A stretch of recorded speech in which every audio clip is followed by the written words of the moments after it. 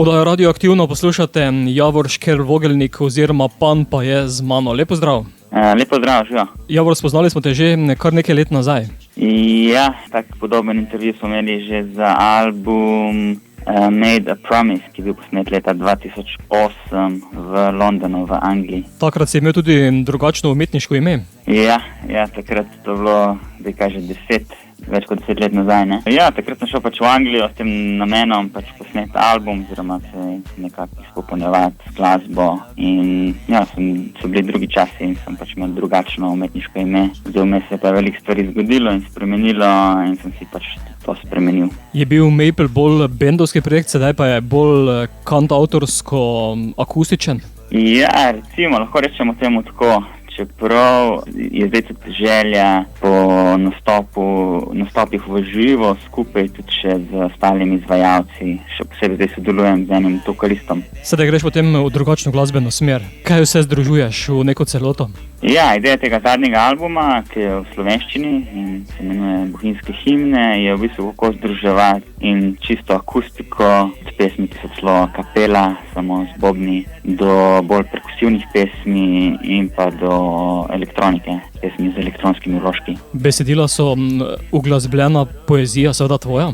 Ja, večino pesmi z tega albuma je posvečenih bohinjski naravi oziroma navdihom bohinjske narave, navdihom gor, jezer, rek in pa pravličnim bitjem iz tega prostora. Prav zato verjetno himne? Tako je, zaradi tega kot himne, hvalnice, opevanje te lepote narave, ki nam je dana, recimo v tem primeru v Bohinju. Sicer je pa samo povabilo teh pesmi, kako lahko ljudje vzpostavljamo en globli stik s temi navdihi narave, vse posod in ki jih lahko vsak doživlja na svoj vrsten način. Na Bohinjske himne si uvrstil kar 17 himn. Ja, tako je, ja. Ena je pač ta uvodna, z imenom Zadnja uvertura med sanjami, potem je tista zaključna, posvečena Sloveniji, vmes je pa potem še 15 pesmi, ki so razdeljene v 5 različnih sklopov, torej 5 je čisto akustičnih, 5 je potem perkusivnih in zadnjih 5 je pa elektronskih, torej obarvanih z elektronskimi elementi in sampli. Usporedno tudi pesniška zbirka?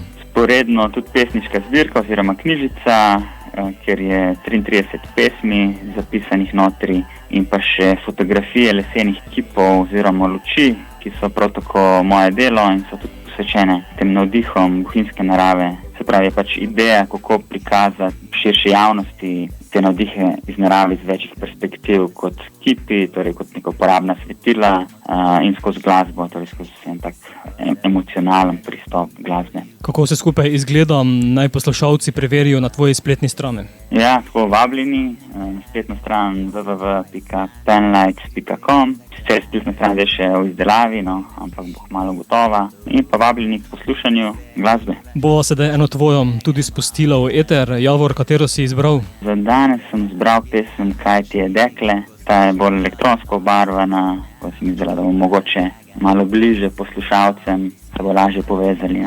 Pan oziroma Javor, kako pa odrsko?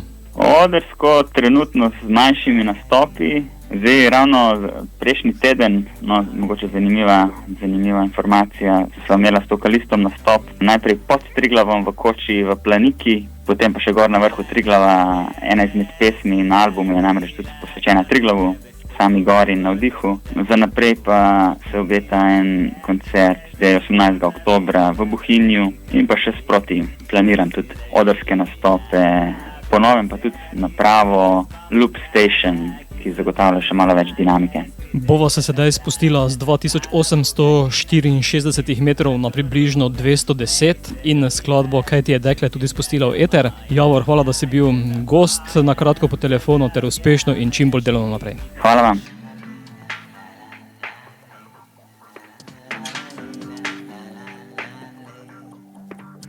Kaj ti je dekle, da si zardila, ko do tebe stopim po licu te pobožam, odkinaš in rečeš, da si pozabila dotika v ljubezni, si zaželela, vabim te k sebi, da te spomnim, draga, kje so tvoje sanje skritega zaklada.